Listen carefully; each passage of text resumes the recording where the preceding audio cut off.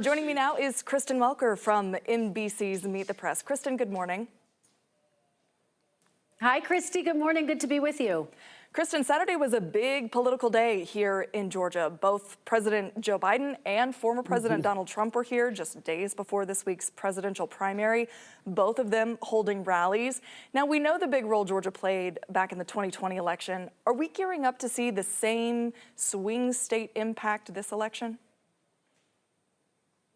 Absolutely. I think that the fact that you had both President Biden and former President Trump in Georgia on the heels of Super Tuesday, on the heels of President Biden's State of the Union address, speaks to the significance of Georgia. President Biden won it narrowly in 2020. Can he hold on to it? Christy, I've been talking to Democratic sources. They are very concerned about their prospects of holding on to Georgia, in part because Senator Raphael Warnock is not going to be on the ballot. I'm going to have a chance to interview Senator Warnock this morning on the program. I'll ask him, how does he plan to turn out his voters this election cycle, given that he's not going to be on the ballot, and what are his concerns? I think you got a glimpse of the type of rhetoric we are going to hear with both of these two men accusing each other of effectively being bad for the country. Trump saying to Biden that everything he touches turns to, and he used an expletive. Biden's really trying to turn this into a choice election between himself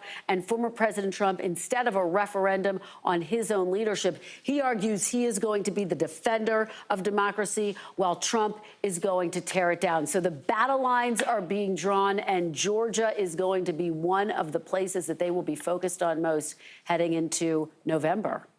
And this week, President Biden gave his State of the Union address. It sounded as much like a campaign speech as it did a State of the Union address. This morning, you already mentioned you're sitting down with Georgia Senator Raphael Warnock to discuss that, among many other things. But overall, what have you heard the response has been to the State of the Union and the rebuttal from Republicans? Well, look, Republicans, I think, saw the president's State of the Union address, as you say, as a political speech that was divisive.